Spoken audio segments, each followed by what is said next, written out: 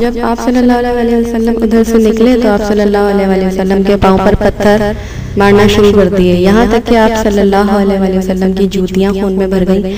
जब आप सल्लल्लाहु अलैहि वसल्लम जख्मों से चूर होकर बैठ जाते तो बाजू थाम कर खड़ा कर देते। जब आप सल्लल्लाहु अलैहि वसल्लम फिर चलने लगते तो फिर पत्थर बरसाते और साथ साथ तालियां बजाते जाते।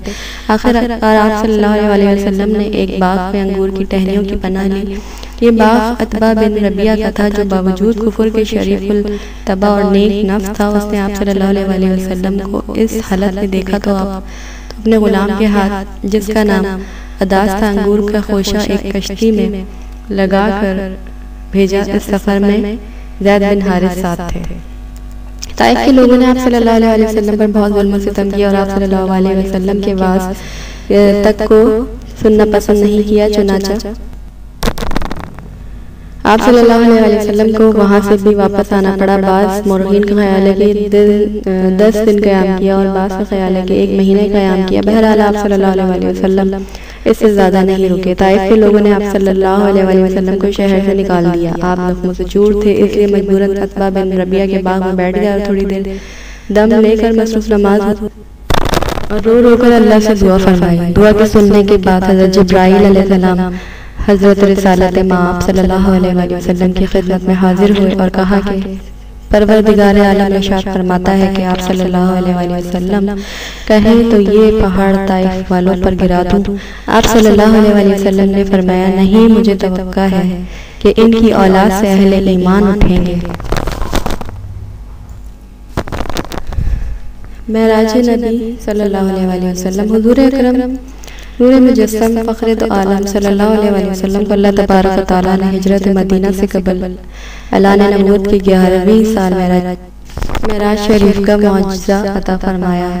सहासिता की अहादीस की रोशनी में ये बात बिल्कुल वाज़ेह है कि आप सल्लल्लाहु अलैहि वसल्लम हज़रत जिब्राईल अलैहिस्सलाम के हमरा पहले मस्जिदुल हराम से मस्जिदुल अक्सा तक बुराक पर सवार होकर तशरीफ़ लाए और यहाँ तक तमाम अंबिया व रसूल अलैहिस्सलाम की इमामत फरमाई। बाद अज़ा इमामुल अंबिया सल्लल्लाहु अलैहि वसल्लम बुराक पर सवार होकर हज़रत जिब्राईल अलैहिस्सलाम के हमरा आसमानी दुनिया तक पहुँचे। जिब्राईल अलैहिस्सलाम ने इसका दरवाज़ा खुलवाया। यहाँ आपकी मुलाकात हज़रत आदम अलैहिस्सलाम से हुई। उसके बाद दूसरे आसमान पर पहुँचा। यहाँ आपकी मुलाकात हज़रत यहया और हज़रत ईसा अलैहिस्सलाम से हुई। फिर तीसरे आसमान पर आपने हज़रत यूसुफ अलैहिस्सलाम से मुलाकात फरमाई। चौथे आसमान पर आपकी मुलाकात हज़रत इदरीस अलैहिस्सलाम से हुई। उसके बाद 5वें आसमान पर पहुँचकर आपने हज़रत हारून अलैहिस्सलाम से मुलाकात की। छठे आसमान पर आपकी मुलाकात हज़रत मूसा अलैहिस्सलाम से हुई और 7वें आसमान पर आपकी मुलाकात अबुल अंबिया खलीलुल्लाह हज़रत इब्राहीम अलैहिस्सलाम से हुई। उसके बाद आप सिदरतुल मुंतहा तक पहुँचे। वहाँ 4 नहरें थीं, 2 पोशीदा और 2 ज़ाहिर। आपने जिब्राईल अलैहिस्सलाम से पूछा, ये नहरें कैसी हैं? उन्होंने जवाब दिया, उनमें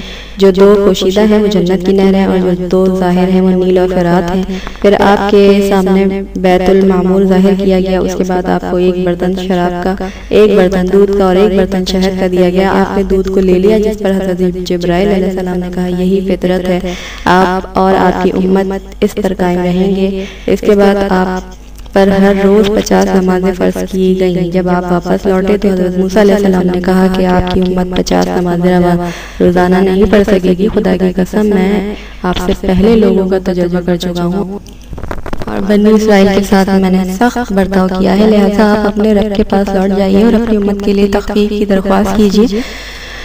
चुनांचे आप लौटे और अल्लाह ताला ने आपकी 10 नमाजें माफ़ कर दी। फिर आप हज़रत मूसा अलैहिस्सलाम के पास आए। उन्होंने फिर इसी तरह कहा। फिर आप फिर अल्लाह के पास वापस गए तो हर रोज़ 5 नमाजों का हुक्म दिया गया। फिर आप हज़रत मूसा अलैहिस्सलाम के पास आए। उन्होंने पूछा कि आपको क्या हुक्म मिला? आपने फरमाया, रोज़ाना 5 नमाजों का हुक्म मिला है। उन्होंने कहा कि आपकी उम्मत 5 नमाजें भी नहीं पढ़ सकेगी। मैंने आपसे पहले लोगों का तजुर्बा किया है और बनी इस्राइल पर सख्त बर्ताव कर चुका, लिहाजा आप फिर से रब की बारगाह में जाइए और अपनी उम्मत के लिए तख़फ़ीफ़ की दरख्वास्त कीजिए। हुज़ूर सल्लल्लाहु अलैहि वसल्लम ने फरमाया, मैंने अपने रब ताला से कई मरतबा दरख्वास्त की, मुझे शर्म आती है, लिहाजा अब मैं राज़ी हूँ और अपने रब का हुक्म तस्लीम करता हूँ। बुखारी की हदीस जो मैंने आपसे बयान की। हुज़ूर अकरम सल्लल्लाहु अलैहि वसल्लम ने फरमाया कि मैं आगे बढ़ा एक पुकारने वाले ने आवाज़ दी कि मैंने अपना हुक्म जारी कर दिया और अपने बंदों के लिए तखफीफ फरमा दिया। हदीस महराज से ये बात बिल्कुल वाज़ेह है कि आप सल्लल्लाहु अलैहि वसल्लम ने बहालत बेदारी जिस्मानी हालत में शब महराज में सैर फरमाई। इसका जिक्र खुद अल्लाह तबारक व तआला ने सूरह बनी इसराइल की इब्तिदाई आयात में और सूरह नजम की इब्तिदाई आयात में फरमाया है। उलमाए कराम और सूफिया निज़ाम ने हुजूर अकरम सल्लल्लाहु अलैहि वसल्लम के मौजूदा महराज से आप सल्लल्लाहु अलैहि वसल्लम की शख्सियत के मुंदरज झेल 3 पहलू बयान किए हैं।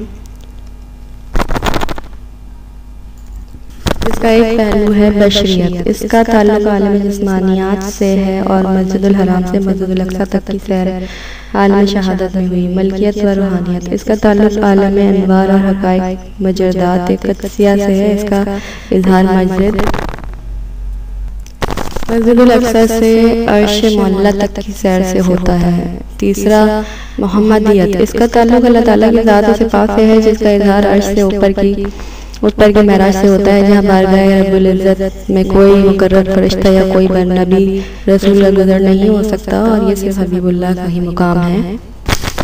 जहाँ तक रुयत बारी ताला का ताल्लुक है तो उस पर भी इज्तिमा है कि आप सल्लल्लाहु अलैहि वसल्लम ने अल्लाह तबारक व तआला के हुस्न व जमाल का दीदार अपने जिस्म अतहर की ज़ाहिरी आंखों से किया है।